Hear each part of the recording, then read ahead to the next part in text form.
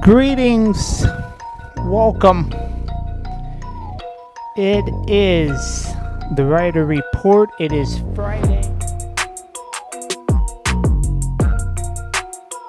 And is just around the corner. The work week's finally throwing in the towel. And we got to do what we do best. Talk sports. And maybe make a few people a little uncomfortable while we're at it. Now, before we dive into the action, we got a little story for you. So I'm walking into a coffee shop the other day, and there's this guy behind the counter, barely awake, barely functioning, looked like he's been dragged in by a herd of cats. And I say, "Hey, how's it going?" And he looks at me like I just insulted his mother. And I think to myself, this is why Friday mornings are dangerous. Folks, some people just can't handle the excitement of Friday. It's too much. But that's okay, because we thrive on excitement. We feed on it. And man, do we have an exciting show for you tonight. We're going to talk week 4 of college football. We got number 9 Illinois traveling to take on number 19 Indiana. Both teams undefeated, both teams hungry, both teams looking to make a statement. Who's got the edge? Who's ready to show the nation they belong in the conversation? We're breaking it all down tonight. Then NFL, week 3. We got a preview you don't want to miss. And yes, the Chiefs are taking on the Giants. Patrick Mahomes versus Russell Westbrook, or should I say Mahomes versus the Giants. We'll tell you where the value is, who's treading up, who's treading down, and who's probably regretting their fantasy draft choices right about now. And for my baseball fans, cling to hope. Yeah, I'm talking to you Mets fans. You know what's happening there. Injuries, trades, questionable calls. The roller coaster never ends in New York, does it? We'll hit all of it tonight. So buckle up, folks. It's Friday. It's sports. It's chaos. And this is the Ryder Report. I'm Ryder Bullock. And let's get to our top story tonight. And that is week 4 of the NCAA college football season. If you're looking for the story of the season through 3 weeks, it's simple. Who gambled on the right quarterback and who got burned? Look at Miami. They got a flyer on Carson Beck. A guy everybody thought was cooked after Georgia. And what happens? He's slinging it all over the field. 10 yards a throw, 8 touchdowns, and the Hurricanes are sitting in the top 5. That's a winning bet. Oklahoma. They started Brett Venables' job on John Mateer, the transfer from Washington State. And guess what? The kid's been electric. He's the Heisman favorite right now after he knocked off Michigan a couple weeks back. That's paying off in spades. Auburn rolled the dice on Jackson Arnold, former 5-star, who a lot of people thought might never reach his potential. Well, 3 weeks in, he looks like the guy everyone once hyped up, and Auburn's 3-0 because of it. And let's not forget the Blue Bloods, Ohio State, Georgia, Oregon. They didn't bother with the portal. They trusted what they had in-house. And so far, those decisions look like the right ones. Florida State, Indiana, Tulane, they struck gold in the transfer market. But now we get to the bad bets. Arch Manning, not ready. Cade Kublik lost. DJ Lagway. Nico Amalave. Lenoris Sellers, all over the place. Average on a good day, flat out bad on a lot of others. People thought those names were locks. They're not. Week 4 is going to tell you Lagway's got Miami. Klubnik's got Syracuse. UNC finally gets tested against UCF. This is where you either bounce back or you dig the hole deeper. And don't forget the young guns. C.J. Carr gets a chance at Purdue. Bryce Underwood has Nebraska. Austin Simmons might come back for Ole Miss against Tulane. And that's a chance for fresh faces to steal the show. So a lot of the so-called can't-miss quarterbacks have been flat-out misses so far, and that's where we're at in week 3. But thankfully, there is still time to turn it around. But make no mistake, September's been cold for some of the biggest names in the sport, and week 4 is another chance for somebody else to grab the spotlight. Here are the games that I will be watching tomorrow. Number 17, Texas Tech at number 16, Utah. Both teams undefeated, noon Eastern. This is a clash of styles. Utah pounds the ball, chews clock, plays defense, only giving up 8 points a game. Texas Tech, their basketball on grass, 600 yards a game, almost 60 points a game. Morton slinging it all over the field, but here's the key. Utah converts 71% of the time on third down. That means Morton might never touch the ball enough to go crazy. If Tech scores early, they've got a shot, but in Salt Lake, Utah's defense, Utah's tempo, it's going to be a grinder of a matchup. Maryland at Wisconsin, noon Eastern. This one's tricky. Wisconsin is a 10-point favorite. I think that number's too high. Wisconsin's offense is dreadful. 332 yards a game, under 25 points, bottom third in the country. The defense is solid, especially against the run, but Alabama just exposed them. And Maryland, they're balanced. They got that sneaky good defense, plus they're +6 in turnovers. That travels. The problem, though, is penalties. They shoot themselves in the foot every week. If they can clean that up, this is a 4-quarter game. Wisconsin's at home, but I wouldn't lay double digits with them against anybody.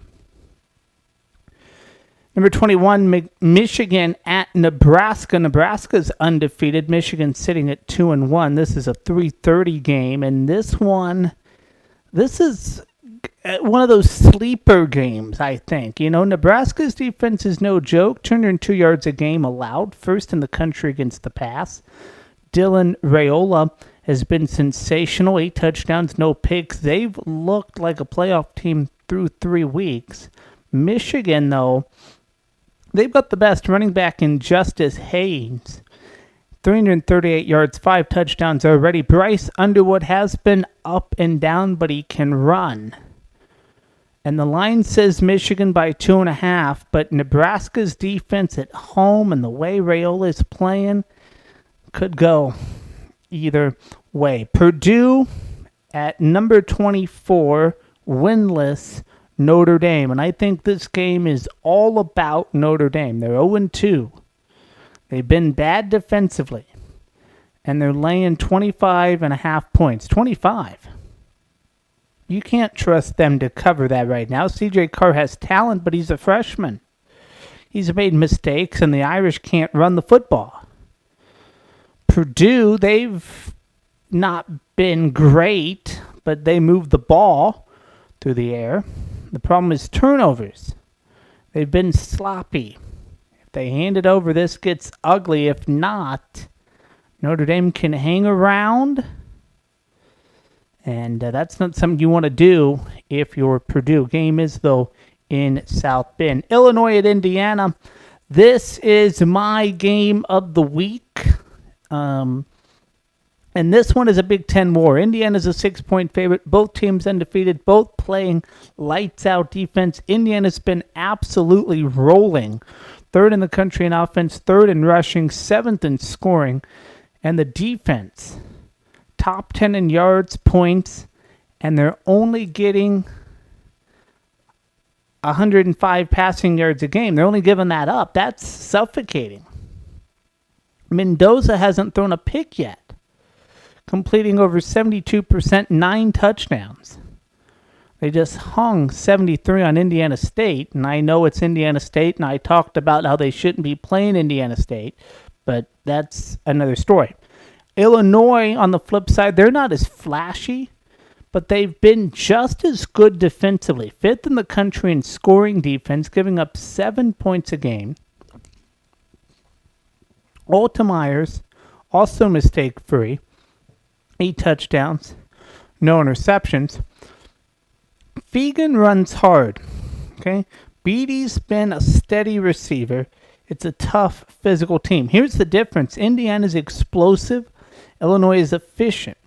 Indiana's holding the ball for 36 minutes a game, pounding people on the ground, and then Mendoza is lethal. When they hit play action, what will Illinois do? Well, I think they're going to want to shorten the game, force you into mistakes. They've got a +6 turnover margin, 3rd best in the country. This game comes down to who wins the line of scrimmage. If Indiana runs the ball like they have, they cover and win at home. If Illinois can bottle that up and force a couple turnovers, they've got a shot to steal it. And with that, here are my Week 4 NCAA college football picks. I like Utah to beat Texas Tech at home. Give me Arkansas on the road against Memphis. TCU beats SMU. Michigan defeats Nebraska. UCF wins at home against the Tar Heels. NC State remains undefeated and beats Duke. Miami beats Florida. Billy Napier gets fired. Indiana beats Illinois at home. Arizona State wins against Baylor. And BYU defeats East Carolina on the road. So those are my Week 4 college football picks. It's going to be a fun Saturday. From Saturday to Sunday, Week 3 of the NFL season. And you've got a real slate this week as well. 2 matchups between undefeated teams right out the gate. The Rams head into Philly to take on the Eagles, and you got the Cardinals against the Niners in San Francisco. Both of those games, tremendous football. Now, quarterbacks. This is the story of the week. Injuries all over the place. Joe Burrow out with a toe. J.J. McCarthy, the rookie in Minnesota, he's not playing. Justin Fields, concussion. Jets are without him. Brock Purdy's questionable. Toe, shoulder, whatever. Highly unlikely to go. That means backups are in play. Mac Jones could be starting for the Niners, and suddenly he's got a big-time opportunity. Folks, these are season-shaping games. And season-shaping injuries as well. Then you got Sunday night. Giants and Chiefs. Mahomes sitting there 0-2 for the first time in his career. Kansas City hasn't started 0-2 since 2014. They need this game badly. And the Giants, well, they're 0-2 as well. And listen, they've been competitive, but this is the kind of spot where the Chiefs normally take over. Going to be a huge storyline. Now let's go back. Philly, everybody's crying about the tush push. Every week somebody's whining about it. Oh, it's not football. It's a rugby play. It's unfair. We don't know how to officiate it. Well, let me tell you something. Stop them. That's it. Stop them. Eagles are converting that thing at 96%. Everybody in the stadium knows it's coming, and nobody can stop it. To me, that's football. You don't like it, figure it out, period. The Rams, they're for real. Stafford looks good. Puka Nacua and Devontae Adams are clicking. That's 28 catches, almost 400 yards already. They can throw on Philly. But the Eagles, they've won 18 of their last 19 games. That's dominance. And let me touch on the Cardinals for a second. Kyler Murray has been a nightmare for San Francisco. They swept them last year, ran all over him. threw all over him. He's got that ability to make plays outside the pocket, extend drives, kill you with his legs. San Francisco better have a plan because Murray has owned them lately. Meanwhile, Chargers and Broncos division matchup. Chargers can start 3-0 for the first time since 2002. Hardball's got them believing. Broncos coming off a brutal loss to Indy. They need it. And that's a sneaky good game. Back to Sunday night, Chiefs-Giants, both sitting at 0-2. And this is fascinating. Kansas City, Andy Reid, Patrick Mahomes, Travis Kelce, they're 0-2 for the first time since 2014. Mahomes hasn't been 0-2 since high school. He's lost 3 straight starts going back to the Super Bowl. You think he's losing a 4th? You think Mahomes is going to lose on national TV to the Giants to go 0-3? I don't buy that. Now, the Giants, they've been wild. Russell Wilson's the story. 1 week he can't hit the board side of a barn. The next week he's throwing for 450 and 3 touchdowns and loses by a 64-yard field goal. So which guy are you going to get on Sunday night? That's the whole game. You get good Russell, they can hang around. You get bad Russell, this game is over by halftime. Look at the matchups. Giants wideouts, Neighbors and Wan'Dale Robinson went crazy against us. They had over 300 yards combined. That's real production. But Kansas City's secondary, they just held Philly's A.J. Brown and Devontae Smith to 80 yards. They can play, so the Giants are going to need protection. And Andrew Thomas coming back at left tackle, that's a big deal. If he doesn't go, Wilson's in trouble. Now, here's the other thing. Chiefs' pass rush hasn't been good. 4 sacks in 2 games, and 2 of them come from a linebacker. Chris Jones, who's supposed to be the man, hasn't shown up yet.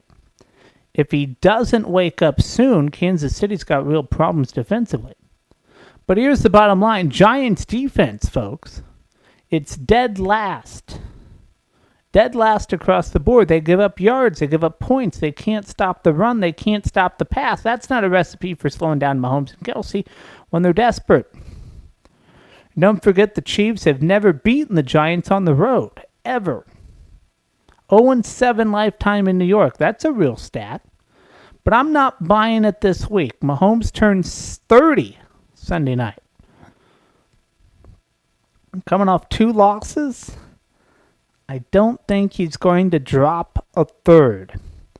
Other games I'm watching on Sunday, Packers at Browns. You know, everyone wants to hype up Cleveland's defense, but the Packers are the better football team right now. I like Jordan Love. I like the balance they're showing.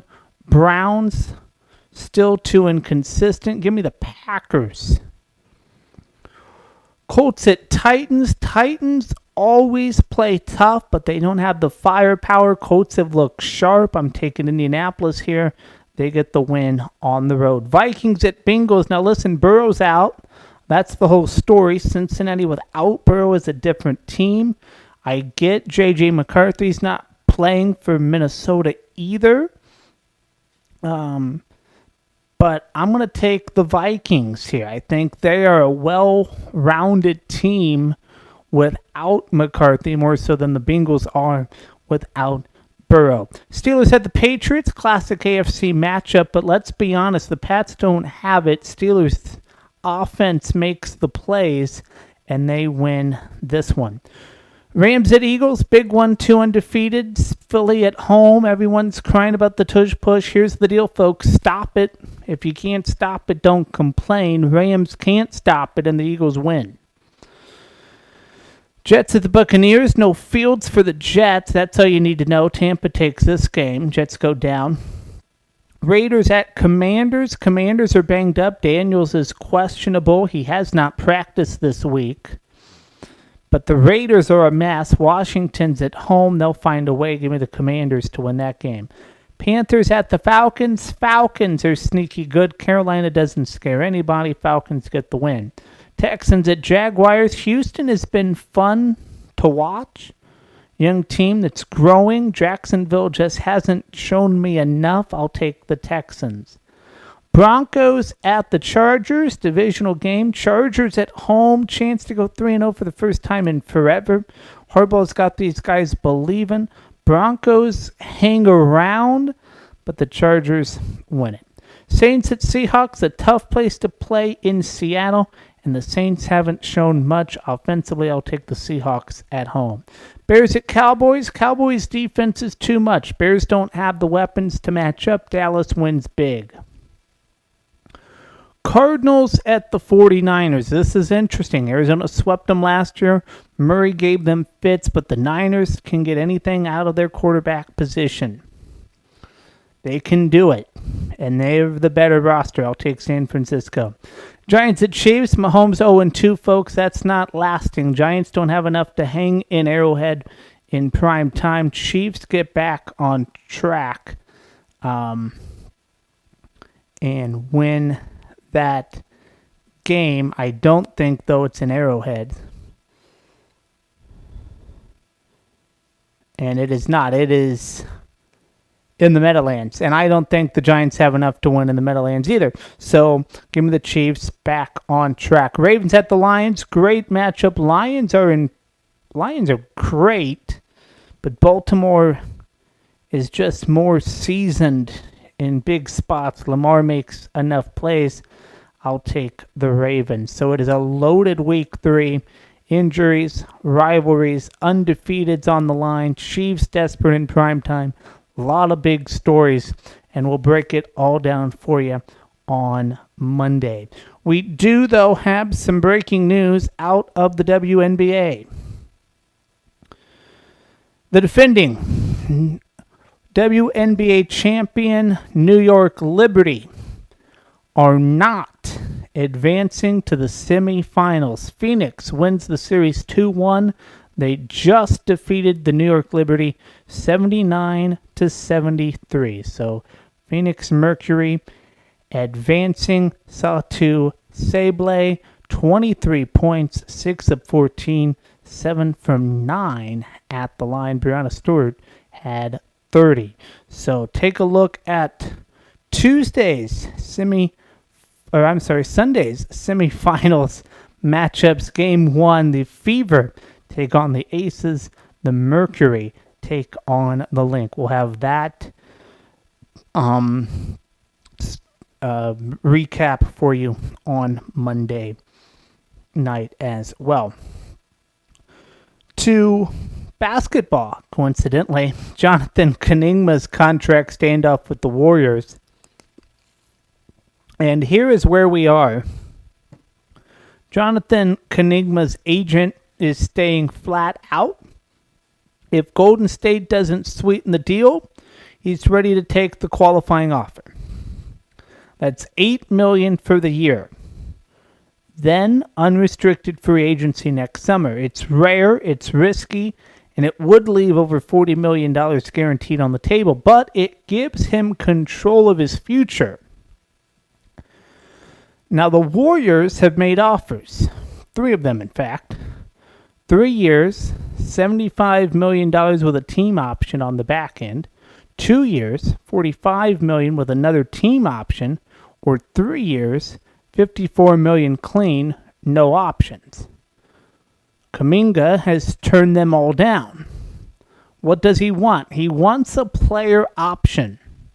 That's the sticking point. He wants the control. Golden State won't budge. Here's the other thing. The Warriors are the only team in the league that hasn't signed a free agent this summer. They've got just 9 guys on the roster with camp around the corner. They're basically waiting on Kuminga before they can bring in Horford, Melton, Gary Payton. This is the domino. If he takes the QO, Golden State's trade flexibility is gone. He gets a built-in no-trade clause. That makes him unmovable. And that's why the Warriors don't want to go there. Meanwhile, Sacramento and Phoenix have already sniffed around trying to pry him loose, but he's been no sign and trade the Warriors would bite on. So Where do we go from here? Well, Kaminga wants Jalen Green or Jalen Johnson money. He's not getting it. He wants a player option. Maybe Golden State relents if they're desperate enough. But as of now, it's a staring contest. It's a staring contest. And this team, which has Steph Curry running out of time, can't afford to waste another year sitting on their hands. This is not a small story. This could dictate what the Warriors look like this season and potentially in the future. Just saying. From basketball to baseball, Kodai Senga's return hits another roadblock. So Kodai Senga, the Mets right-hander, was supposed to rejoin the big league club after getting some work in AAA. That was the plan. September 20, back in the rotation, right? Not happening. Senga told the team today he's healthy, but after giving up 4 runs over 3 2/3 innings in Syracuse last night, he's just not ready. The minor league season ends Sunday, so the plan now is some simulated hitting sessions next week. Not ideal for a team chasing October, if you ask me. And this is the thing here. Senga's first start down in AAA was solid. 6 innings, 1 run, 8 strikeouts. You could see the reset working.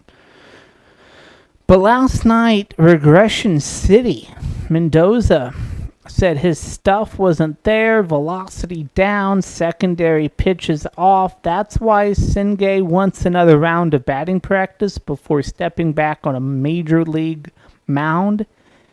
Here's the bigger picture, though. This isn't new. Last year, Senga delayed his season debut, citing mechanical issues. Then he strains a calf in his first start, and boom, season basically over. This year he was dominant until a hamstring injury in June. After returning, he struggled, a 6.56 ERA over his last 8 starts. The Mets can't afford short, ineffective outings in a playoff race. So the Mets did what they had to do, option him to AAA. But even when healthy, Senga says he's not comfortable yet. Meanwhile, the Mets are leaning on rookies Nolan McLean, Jonah Tong, Brandon Spiratt. McLean's been lights out, 1.19 ERA, 40 strikeouts in 37 2/3 innings, and he could start in the wild card series. Tong and Spiratt uncertain roles. As for Senga, maybe he pitches in the season finale against Miami. Maybe not. Mendoza says there are too many unknowns, and honestly, that's putting it lightly. This is the same team that rolled the dice on Senga last postseason, but things are different this year. Mets fans, buckle up, because this ride ain't over yet.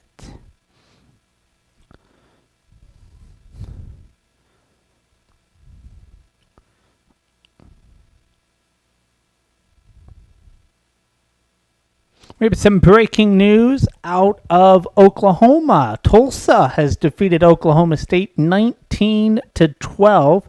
Tulsa moves up to 2-2. Oklahoma State falls to 1-2. Get you some stats here.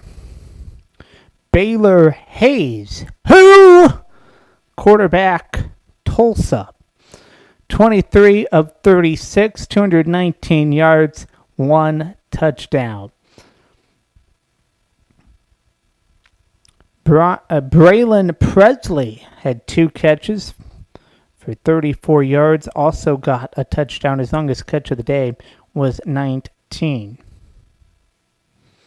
Oklahoma State, meanwhile, had Zane Flores for quarterback, 25 of 40, 214 yards, no touchdowns, no interceptions. Zane Flores did run it in himself, though. 10 carries, 56 yards, and 1 touchdown. Oklahoma State's only touchdown of the game. Oklahoma State has Baylor on the 27th. Tulsa has Tulane on the 27th. Iowa at Rutgers. 1st and 10. Rutgers has it at the 42. A minute 28 left to play in that game. Iowa up by 10. Mark Gronkowski, 12 of 18 for the Hawkeyes, 186 yards. Moulton, 14 carries, 68 yards, 1 touchdown. But Mark Gronkowski, 13 carries, 55 yards, 3 rushing touchdowns for the senior quarterback from Naperville, Illinois. Rutgers, meanwhile, Athen Kalimanis, 24 for 40, no touchdowns, 1 interception. He has ran it in twice, though. And Antoine Raymond, 18 carries, 62 yards, 2 touchdowns. Anthon, the quarterback, Kalimanis, 10 carries, 4 yards, 2 touchdowns for that senior quarterback from Antioch, Illinois. So 31-28, right, or 38-28. The score right now, Iowa has the ball at the Rutgers 45 with 1:15 left to play.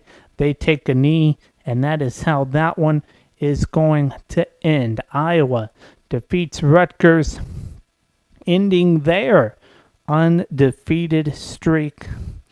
Iowa next week has Indiana at home. Rutgers, who falls to 3-1, has Minnesota.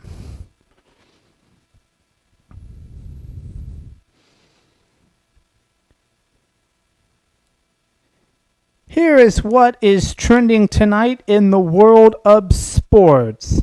In Santa Clara, California, bearing a significant last-minute change, the San Francisco 49ers will start Mac Jones at quarterback for a second consecutive week, Sunday against the Arizona Cardinals. Starter Brock Purdy is listed as questionable for Sunday as he receives some help from the toe injury that kept him out last week against the New Orleans Saints. And though Purdy was limited participant in practice all 3 days this week and made what Coach Kyle Shanahan called, quote, a lot of progress in his recovery, Shanahan wasn't keen on Purdy's chances of starting against Arizona.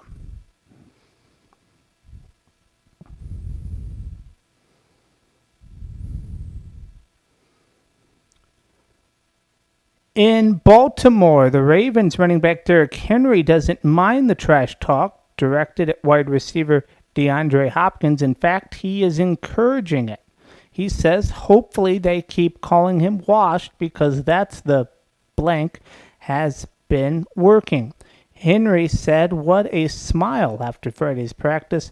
We need it. Hopkins, 33, has enjoyed a resurgent start with the Ravens in his first 2 games with Baltimore. The 5-time Pro Bowl receiver has made tough, contested touchdown catches, recording TDs of 23 and 29 yards. Ravens quarterback Lamar Jackson first brought up the outside criticism of Hopkins being washed after Sunday's 41-17 win over the Cleveland Browns. In Ohio, Browns defensive end Myles Garrett and Green Bay Packers star Micah Parsons are 2 of the highest paid players at their position, and Garrett made it clear how he thinks they measure up in the talk of edge rushers. He says, I think we're 2 of the very best. I think we're 2 of the very best in this generation, so just got to continue to lead the way. They are definitely something. But I think saying that he is it and that I'm in it is not of the norm. Garrett's comments come 2 days before Cleveland's Week 3 matchup against Green Bay, and the second meeting of the pass rushers who reset the market for their position in the past 7 months.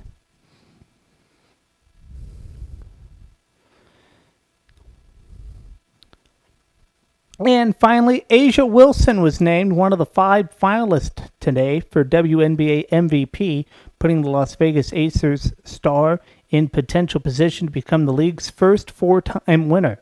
The other finalists were Minnesota Lynx forward Naifa Collier, Atlanta Dream guard Alicia Gray, Indiana Fever guard Kelsey Mitchell, and Phoenix Mercury forward Alyssa Thomas. The award, voted by a media panel, will be announced Sunday.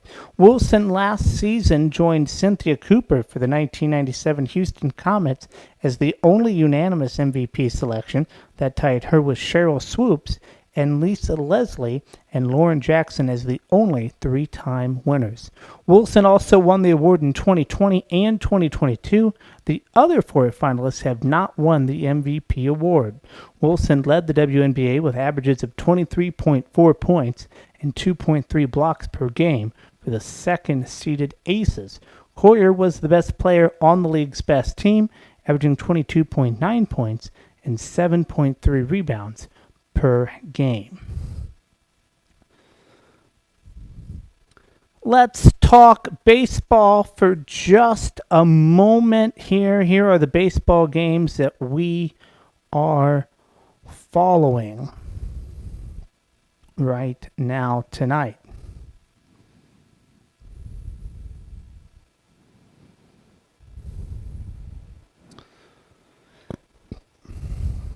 Earlier today, the Cardinals defeated the Brewers 7-1. The Rockies defeated the Angels 7-6. The Mariners defeated the Astros 4-0. Guardians defeated the Twins 6-2.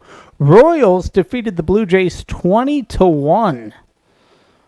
White Sox beat the Padres 4-3.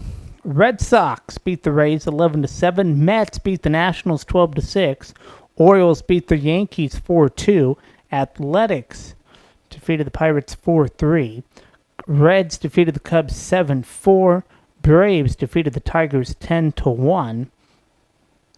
Phillies right now are leading the Diamondbacks 3-2. And the Marlins are leading the Rangers 6-3. And of course, all eyes are on the Giants taking on the Dodgers, as there is a big retirement going on. Clayton Kershaw, Dodgers icon, he's retiring after 18 seasons. Tonight is his final regular season start, and in that game, the Giants are leading the Dodgers 2-1. So games going on right now. Marlins on top of the Rangers 6-3, top of the 12th. Phillies, Diamondbacks. Phillies lead at 3-2, top of the 7th. Giants leading the Dodgers 2-1, top of the 5th. Let's go to the Olympics. The International Olympic Committee confirms Russians can compete in Milan Cortina. Israel not on the table. Okay, so here's what you need to know. The IOC just announced that Russian athletes will be allowed to compete at next year's Winter Olympics in Milan Cortina. But they'll do it under neutral status, just like they did in Paris. No flag, no anthem, no national colors. They call it Individual Neutral Athletics, or AIN. International Olympic Committee President Christy Converti says basically nothing's changed from Paris. Team Russia is still suspended for breaking the Olympic Charter.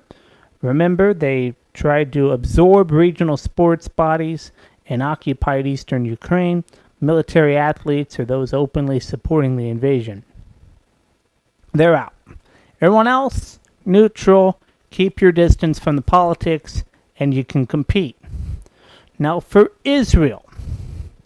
And here's the part everyone's asking about. The International Olympic Committee says they never even discussed banning Israel athletes. Israel hasn't violated the Olympic Charter, so they're in full stop. Yes, tensions in Gaza are rising. Yes, there are security concerns, especially after protests disrupted the Spanish Volterra last weekend. But the IOC says athlete safety will be their top priority. A couple other things. Each sports federation has the final say on whether neutral athletes can compete. Some, like skating and ski mountaining, haven't opened the door yet. The IOC is working with them so that qualifying athletes still have a path for the games. So mark your calendar. Milan, Cortina, February 6th through the 22nd, 2026. Russians in neutral status.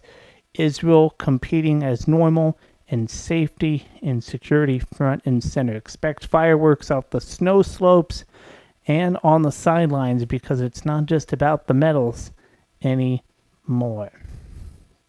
It's Friday night. I know a lot of us have plans, so we're going to jump right in to tonight's final thought and cut it short tonight. We talk a lot about college athletes in this country, the spectacle, the money, the pressures on young athletes. But today, an important story from the courts reminded us that not everyone has equal access to that system.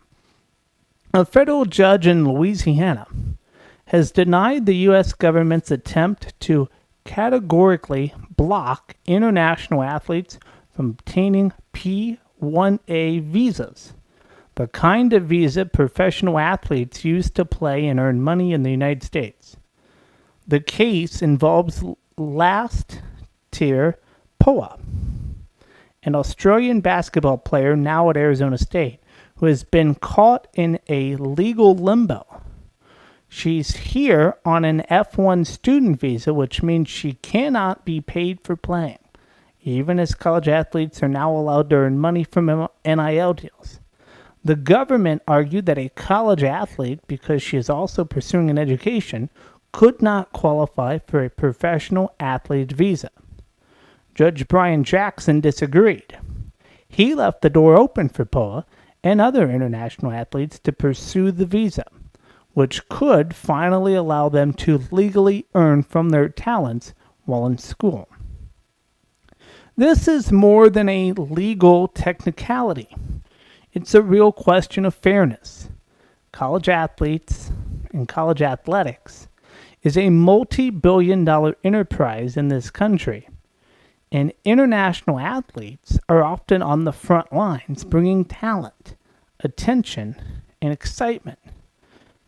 Yet, until now, their immigration status has made it nearly impossible for them to benefit financially from that contribution without risking their ability to remain in the country. Poa's case is ongoing, and she will play her final season at Arizona State regardless. But what happens here could set a precedent for scores of international athletes. Lawyers suggest many would meet the standard of, quote, internationally recognized performance, which means a pathway to compensation without jeopardizing their legal status. It's a story about opportunity and fairness, about young athletes navigating a system that has not yet caught up to the reality of modern college sports. And it's a reminder that the law, at its best, can provide clarity where rules are murky and protect those whose talent deserves recognition and reward. That'll do it for me on this Friday night. Ryder Bullock reporting till next time. Thank you for your time, and thank you for letting me share mine.